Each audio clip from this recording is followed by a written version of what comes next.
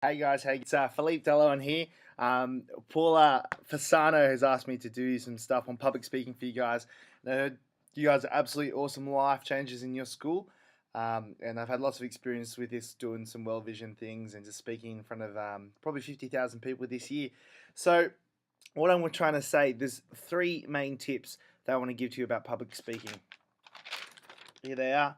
If you can read that. But basically, number one, it's not about you, the audience. Number two, preparation. Number three, tell the why through stories. So let's repeat that. It's not about you, it's about the audience. Number two, it's the preparation. Number three, it's why are you doing these things and tell it through stories. So the first one, it's not about you. The most common mistake about public speaking is you're always preparing about yourself. You're thinking, well, what am I looking like? And people come off the stage and amateur kind of public speakers go, oh, how'd I go? But in actual fact, you should be about the audience.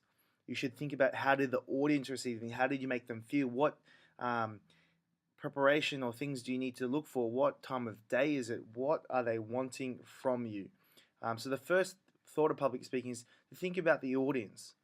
What's their mindset? What have they heard before? How can you capture their attention? Who are they? Um, Speaking to year 7 students is quite different to year 12, to quite different to speaking to your teachers. So firstly, think about the audience. Who are you communicating to, and what do you want them to take from the day? Do you want them to sign up? Do you want them to be empowered?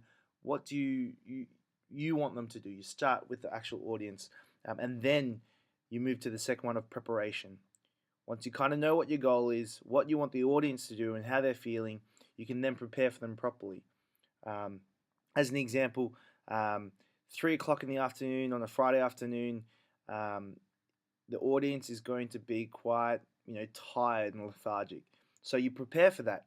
In your speech, you might be more energetic and enthusiastic. You might actually get them to stand up and do something, give someone a high five, um, and that's part of your preparation. Um, when you're speaking in confidence and you're trying to go up there and speak in front of your whole school, you need to be prepared. You need to have a clear goal. You need to know what you're going to say and how you're going to say it, and what the impact moments are. A key moment in lots of different speeches is when you need to pause. When you, in this emotive kind of thing, or your hand actions, you prepare. I like to write down on my pieces of paper, what do I need to do with my hands? What tone of voice should I be, quieter or more still and calm because this is a really pertinent point, or do I need to be more enthusiastic and energetic?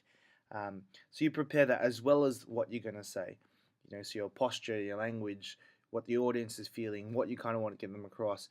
You prepare the PowerPoint or the videos that you need to show. Preparation, preparation, preparation.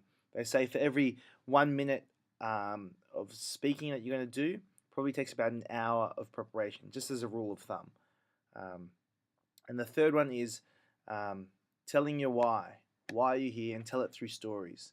So, um, as an example, I'm really passionate about social justice because when my father was younger, he was about 7 years old. He was about yay high, and um, he went to school one day, and he had two parents that packed him lunch and gave him a big hug before he kind of left, and um, he came back home after playing basketball because that's what we do. We're Filipinos. We play basketball, and everyone was around, and they were all looking a bit morbid and sad. And he asked what's going on, and his parents had actually passed away from a preventable disease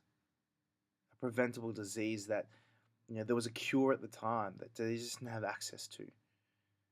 Um, and it was crazy. My dad just was, you know, struggling. He always asked the question, why is my brother staying in another house?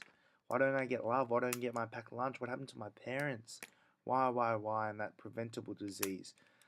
But the reason why I tell you this story is because we know that it isn't a hopeless situation. Someone exactly like you helped out and reached my dad. Someone like you sponsored a child. Someone like you gave their change, and they didn't even think about it. And they gave this opportunity to my dad. And I wouldn't be here in Australia if it wasn't for you.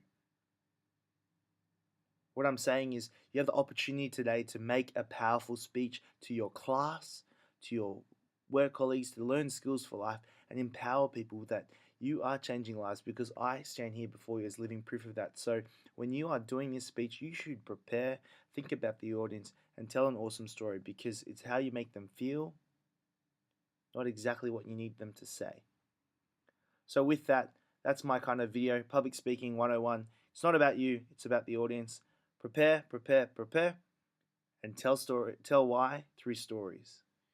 Okay, you guys are all awesome, and just good luck. I look forward to seeing you.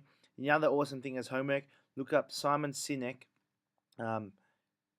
why, telling stories through why on TED Talks. Catch you all later and have an awesome time. Bye.